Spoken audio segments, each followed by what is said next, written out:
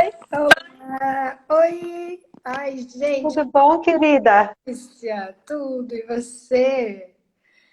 Tudo em paz.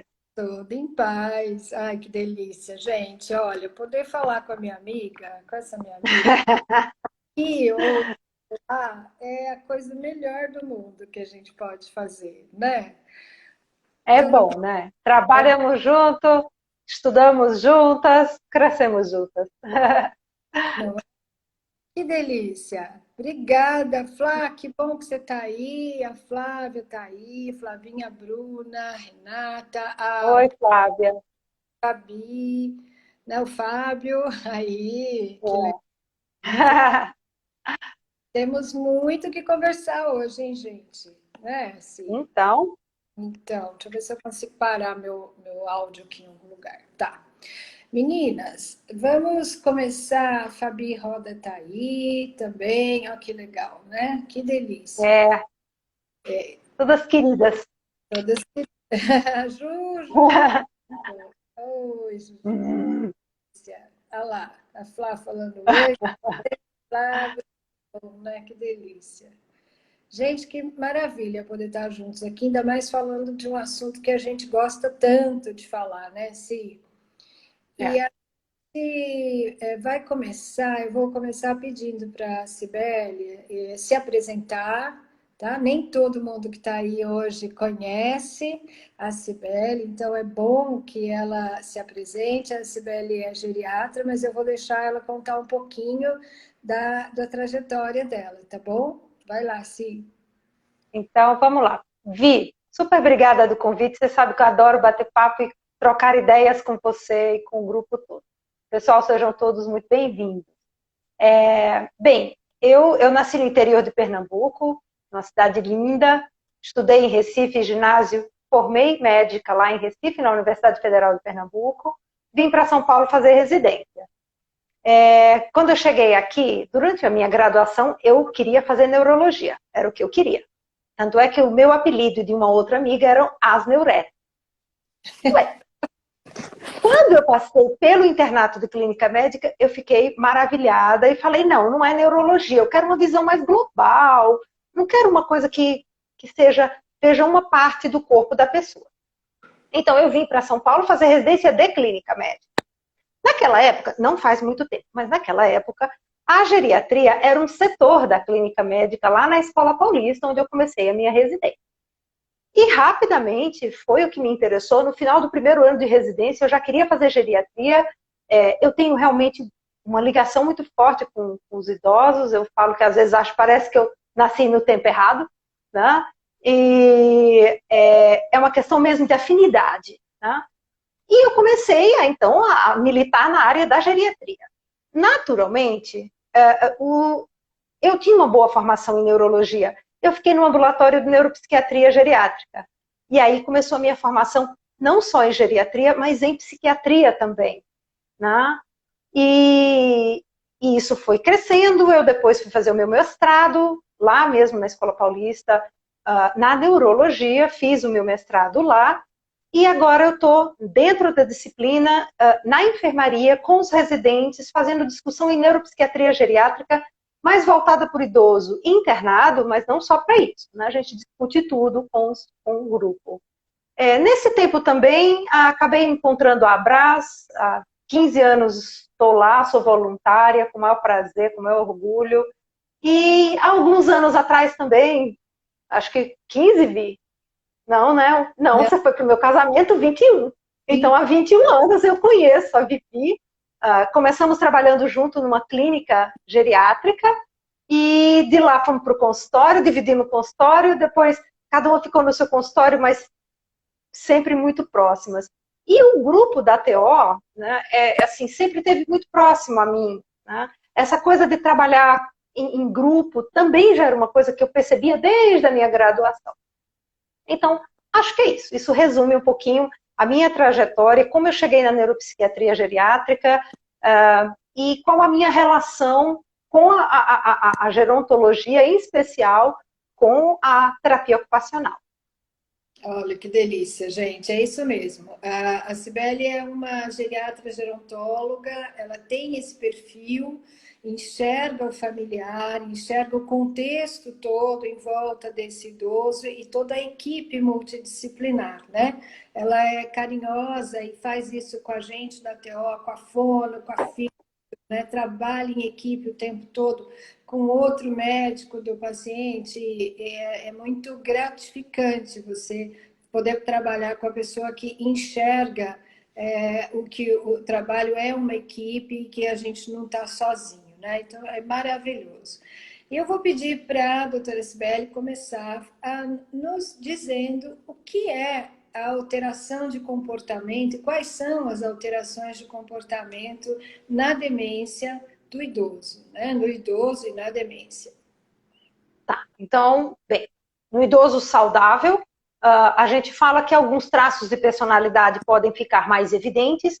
Quando a gente vai envelhecendo, a gente vai ficando mais nós mesmos, né?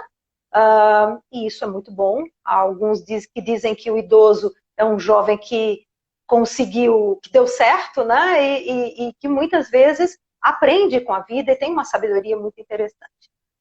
A partir do momento em que o envelhecimento neurológico acaba tendo uma alteração e você começa a desenvolver um quadro de perdas ou cognitivas ou comportamentais, isso já é bom na vida, a gente ir frisando. Pessoal, a síndrome demencial não acomete só a cognição, acomete também o comportamento. Na hora que a gente tem cognição acometida, comportamento acometido, a gente consegue mensurar isso em testes, em avaliações, em instrumentos padronizados, ou mesmo na própria entrevista com o paciente. E a gente consegue, nessa entrevista, identificar, olha, essa alteração está atrapalhando o dia a dia dessa pessoa, tem impacto funcional, fechamos síndrome demencial. Né? De todas as síndromes demenciais, a doença de Alzheimer é de longe a mais frequente, seja sozinha, seja associada com alguma outra síndrome demencial. Porque a gente fala, né? Não basta só ter Alzheimer, você pode ter doença de Alzheimer e doença cerebrovascular, você pode ter doença de Alzheimer e alterações de Parkinson. Então, às vezes não é tão simples. Mas primeiro vamos pensar na síndrome demencial.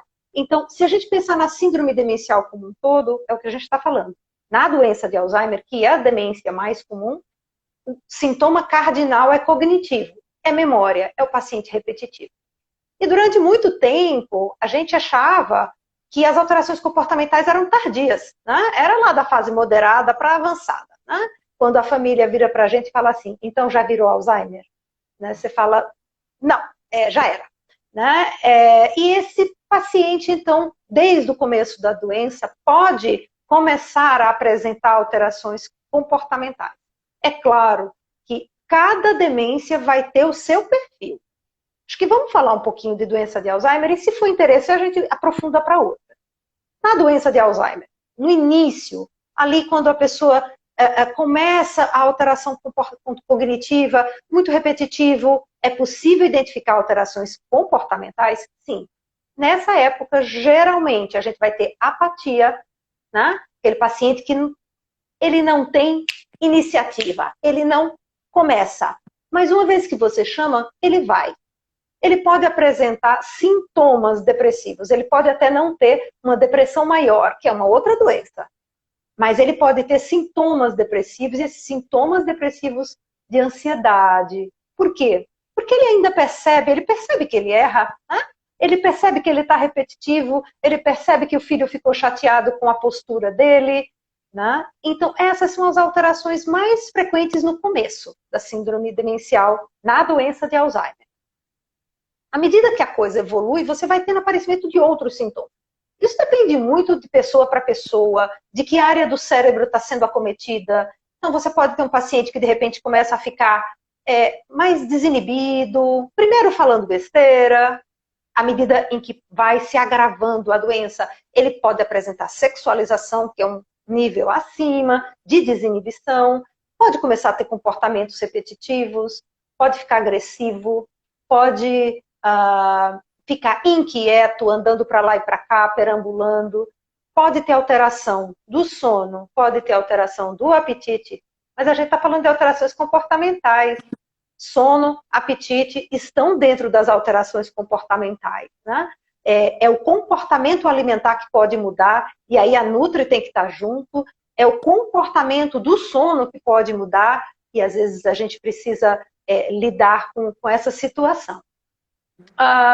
Também acontece a presença de alucinações, que é quando o paciente vê coisas que não existem, o paciente escuta coisas que não foram faladas. Então, quando a gente fala que é um estímulo que não houve um estímulo e brota no cérebro do paciente uma percepção de um som, de um tato. Eu já tive paciente que tinha a sensação que tinha bicho na pele, paciente que ouvia vozes, tinha uma criança que falava no ouvido dela lá na clínica, e ela colocava feijão dentro do ouvido, que era para alimentar a criança que morava dentro do ouvido dela.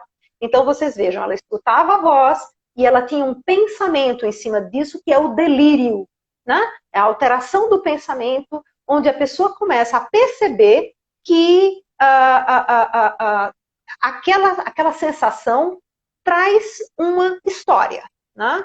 Na doença de Alzheimer, tanto a alucinação quanto o delírio, normalmente são o que a gente chama de frouxos. Isso não é uma história muito bem formada, é uma sensação. Eu acho que talvez ela queira me fazer mal, né? A outra coisa, não, ela pôs veneno na minha comida, a comida está contaminada, eu não vou comer, ela quer me matar, ela contratou alguém para me matar. Então, que tem uma percepção e um pensamento muito mais organizado em cima daquilo. Na doença de Alzheimer, geralmente é uma sensação, né? As alucinações também podem ocorrer, normalmente são alucinações auditivas ou visuais, mas podem ser táteis também, gustativas, olfativas, mas normalmente são visuais e auditivas. E é isso, elas são mais frouxas. Esse, gente, é o perfil da doença de Alzheimer, das alterações comportamentais da doença de Alzheimer. À medida que a demência avança muito, o cérebro começa a se desestruturar de tal maneira que essas alterações comportamentais muitas vezes não conseguem mais ser mantidas, né? Então, em fases muito avançadas, a gente vai ter vocalização, gemência, movimentos repetitivos. Eu tive uma paciente que batia o dente. A ATM dela ficou deste tamanho, né? Eu tinha uma que e aí, né? esfregava o dedo. Ela tinha o dedo com um buraco, né? Né? Então, assim, a gente vê isso, mas já em fases mais avançadas, onde a gente tem um paciente já cadeirante, acamado, que já não produz tudo isso de comportamento. Então, as alterações comportamentais na doença de Alzheimer, elas começam e elas vão cair, né? Só que o estresse do cuidador começa junto com as alterações comportamentais, e mesmo depois que elas resolvem, isso é que o cérebro já está tão desestruturado que não produz mais aqueles comportamentos, o estresse do cuidador não diminui. Então, um dos grandes problemas dos transtornos comportamentais para o paciente, ele sofre, aumenta o custo, aumenta a chance de iatrogenia, aumenta a chance de institucionalização, aumenta o risco de queda, de tudo que pode acontecer, de desfechos desfavoráveis. E risco de morte, o pior, sobrecarrega o cuidador. Tá? E aumenta o risco de morte, né, Si, também. Sim, mortalidade e morbidade. Né? Então, pode, numa agitação, cair e quebrar o fêmur, né? Pode, numa recusa alimentar, pode se queimar, né? A comida pode cair em cima dele, pode queimá-lo, pode encostar a mão numa panela quente. E o que a gente ia falando, tudo isso sobrecarrega o cuidador. Né? E depois, mesmo que os trabalhos mostram, mesmo depois que o comportamento está resolvido, o cuidador demora muito para voltar à normalidade. Né? Só como uma questão, uma coisa que havia acompanhado alguns anos atrás, a minha mamãe esteve em São Paulo, caiu na minha casa, ela lúcida, uma mulher lúcida, e eu fiquei cuidando dela. E ela foi embora em novembro. Em fevereiro, eu ainda não tinha voltado para o meu basal em termos de sono. Isso porque ela não tinha síndrome demencial. Né? Então, eu só pensava nisso. Né? Quer dizer, imagina para uma pessoa que tem um distúrbio comportamental que potencializa todo esse cansaço. E que não dorme, né? E que não dorme. Não dorme. Né? E dorme preocupado se vai acontecer alguma coisa. Né? Então, a situação do cuidador realmente é sempre é uma sobrecarga muito grande, né? A gente tenta com informação, com cuidado, com atenção, mas eles ficam muito sobrecarregados, né? Na minha prática diária, a questão que a alteração de comportamento que mais impacta no cuidador é a agressividade, a recusa ao que o cuidador está propondo, por exemplo, tomar água. Né? Nesse período agora, a gente começa a enfrentar essa seca e aqueles pacientes que não tomam água, o que é quase 90% da minha clientela aqui no consultório, é impressionante, né? E eles realmente entram em desidratação facilmente, começam a fazer confusão mental, né? Então, lidar com essa recusa do paciente e com as alterações de sono são as maiores dificuldades relatadas pelos pacientes, pelos pacientes não, pelos cuidadores. Pelos cuidadores, né? Olha, Vi, isso que você falou chama negativismo, né? Não, não vou, não quero, sai. A gente tem que tomar, sempre, aí vem realmente a postura da equipe multi e a postura do familiar é muito importante, né? A postura do profissional é muito importante, né? Não quero fazer a terapia agora, sai daqui, não vou. Tudo depende de como você chega, de como você aborda, e é de pessoa a pessoa. Agora há pouco eu estou com uma paciente, saí da casa dela outro dia, e a cuidadora falou exatamente isso, ela não quer trocar de roupa. Né? Eu falei assim, alguém te contou que ela passou por abuso na infância? Uhum. Então, vamos escutar a história de vida dessa pessoa? Falei, primeira coisa. Segunda coisa, vocês querem que ela ponha o pijama às 18 horas? Né? Ela não quer, ela não quer. Né? Então, assim, a gente tem que... Aí é um trabalho muito grande da terapia ocupacional, né, Vi? Com os caderninhos de anotar os horários que apareceram, as alterações, quais foram, o que aconteceu primeiro, o que aconteceu depois, né? Então, não é simplesmente chegar e tirar a roupa do paciente, é muito de você tentar entender o que ele... Eu sempre falo, gente, quem é doente é para ele. Tá me ouvindo, Vi?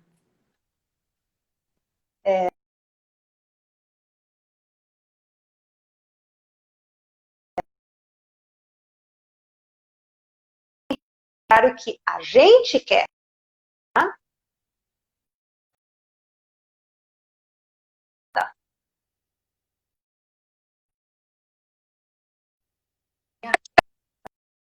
Então tá. Mas eu estou te ouvindo. Vi? Acho que sim. Não estou te ouvindo. Você não tem áudio.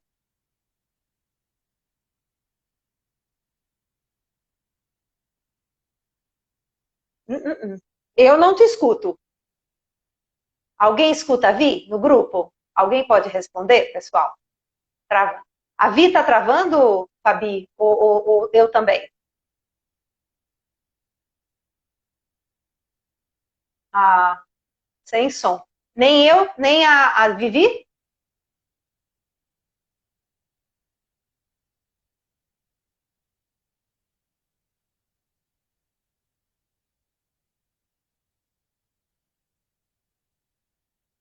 Oi? Não. Vivi está sem áudio, Ju. Eu também escuto que a Vi, você está sem áudio. Mas vocês estão me escutando? É, a Vivi que está sem áudio, mas e eu tô? Eu tenho áudio. Nós duas estamos sem áudio. Vamos brincar de sinais?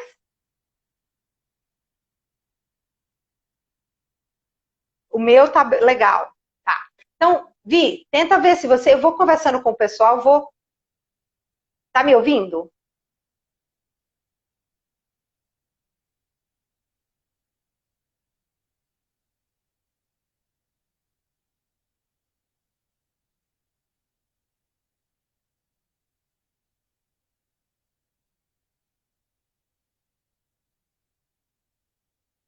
Tá. Então, assim, eu vou continuar o que eu estava explicando e a gente...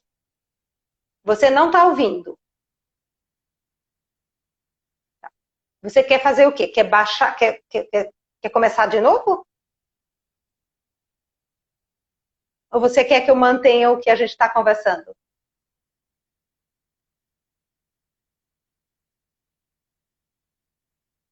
Vi? É assim, gente, ao vivo essas coisas acontecem. Vídeo trava, da outra vez caía, né? Então a gente tem que ter uma paciênciazinha para nos adaptarmos. Vamos só ver se a Vi consegue entrar. Você acha? Vamos fazer o seguinte, a gente vai encerrar a live e entramos novamente. Ok para todo mundo?